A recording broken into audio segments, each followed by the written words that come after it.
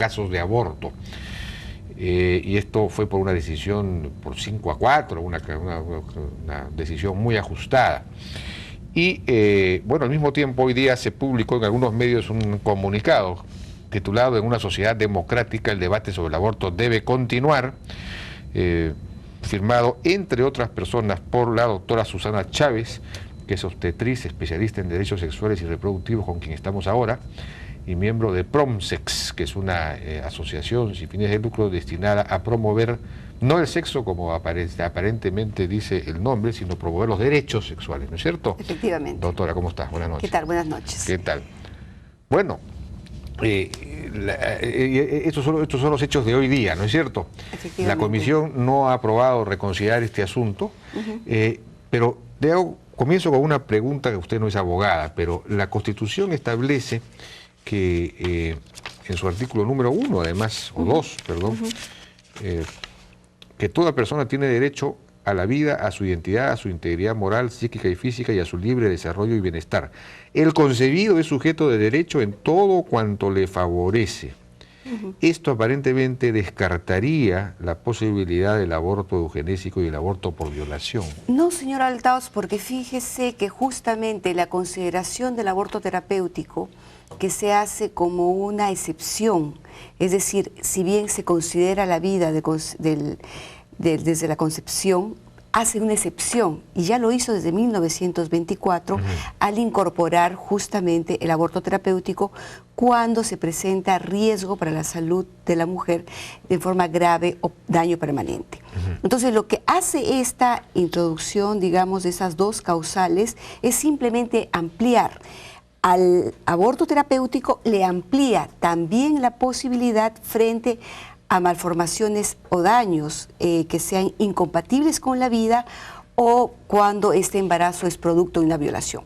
Por lo tanto, no hay ninguna modificación central de la Constitución porque de todas maneras se sigue reconociendo la vida desde la concepción.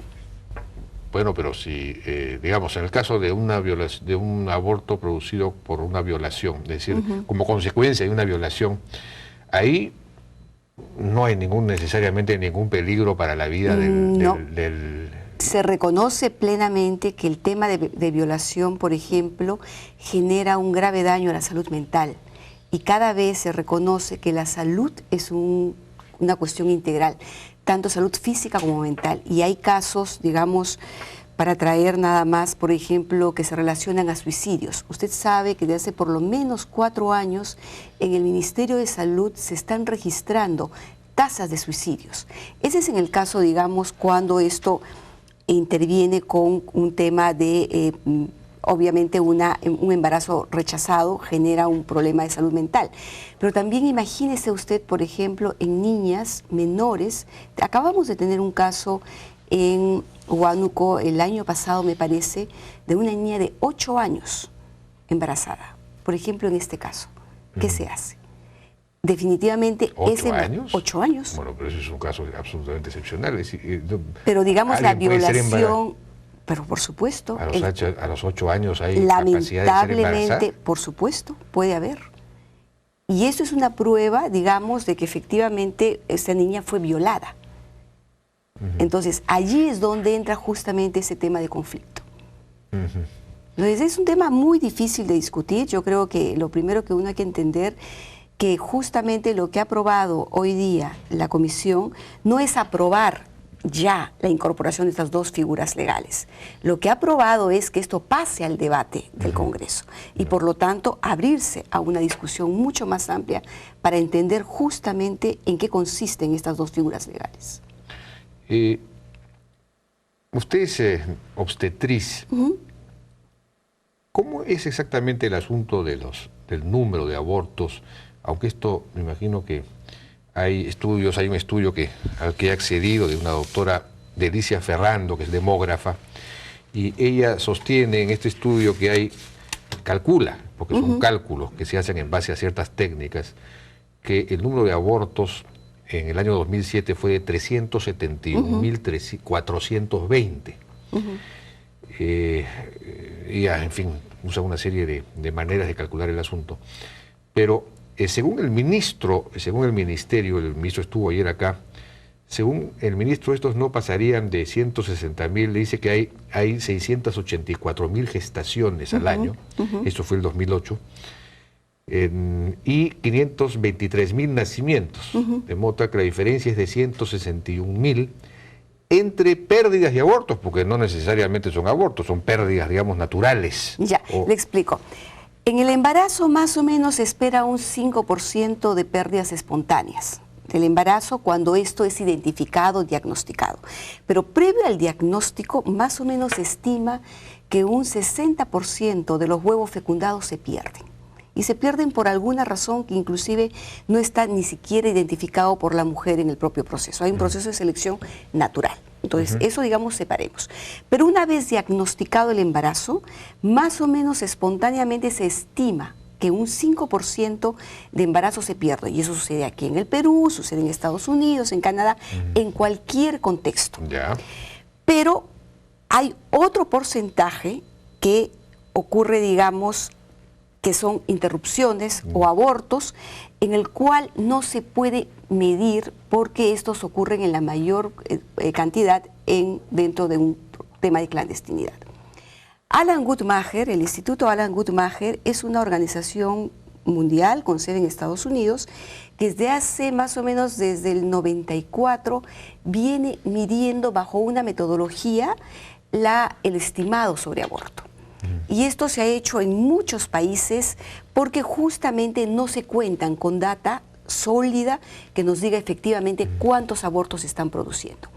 Entonces, la cifra que le habla el ministro son las cifras de los abortos que llegan a los hospitales, con grados de complicación, porque la mayoría de abortos que llegan a los hospitales son justamente abortos que han tenido algún nivel de complicación. Ahora, no, aparentemente no es eso, ¿eh? Él está hablando de una diferencia entre el número de gestaciones, que no sé exactamente cómo lo construyen tampoco, y el número de nacimientos. No, pero están los registros, están los registros. Los registros más o menos hablan que cada año en los hospitales se atienden entre 30.000 y 40.000 casos de aborto por año. De abortos, digamos, mal producidos, que tienen consecuencias en la salud. Que tiene consecuencias, exactamente. Son abortos inseguros, por eso llegan justamente a los hospitales, porque tienen un nivel de complicación. Ya. Estos 30.000 a 40.000 abortos, yo acabo de solicitar la información y me han dado la data de 32.000 abortos por año, por ejemplo, que tenemos además, quiero decir, una data bastante retrasada, de 2007. Ya. Pero más o menos es una cantidad promedio por año. Si usted saca la cuenta que tan solo la mitad de las mujeres que tienen vida sexual activa tienen acceso a anticonceptivos y que además en los 3... ¿Solo la mitad? Solo la mitad. Solo la mitad. Pero no hay anticonceptivos en todas las postas médicas. Debería, pero no necesariamente está el acceso de las mujeres, porque ahí hay otro problema muy grave. El Ministerio de Salud tiene un retraso de por lo menos 30 años en la gama de métodos anticonceptivos frente a lo que tiene el servicio privado. Entonces, ahí tenemos un serio problema. Bueno, ¿Se cuento? O sea que son 30 años. 30 años de retraso en metodología anticonceptiva. Y se lo digo sin ningún temor. Por lo menos 30 años. Bueno, pero porque tienen los mismos tienen dispositivos intrauterinos. Fíjese que no es suficiente. Porque si usted en un servicio privado tiene parches, tiene una gama interesante de dispositivos intrauterinos, tiene a disposición la ligadura de trompas, tiene una generación, hasta de tercera generación, de una diversidad de píldoras anticonceptivas. Usted va a encontrar solamente determinados, que es la lofeminal o digamos de tipo básico en los servicios de salud, y muchas veces cuando nosotros aún lamentablemente, le quiero decir, no superamos el desabastecimiento de métodos anticonceptivos que nos dejó la gestión del doctor Carbone. Aún no lo superamos. Aún hay un enorme desabastecimiento. ¿Cuántos servicios cree usted que ofrece la anticoncepción oral de emergencia, por ejemplo, que podría estar evitando los embarazos en el caso de violación? Esa es la píldora del día siguiente. Exactamente. ¿Cuántas comisarías pueden tener en este momento a disposición la anticoncepción oral de emergencia? ¿Las comisarías deben tenerlo? Por supuesto, porque si una mujer llega violada, por lo menos debería tener una disponibilidad de este insumo rápidamente. ¿Se da cuenta?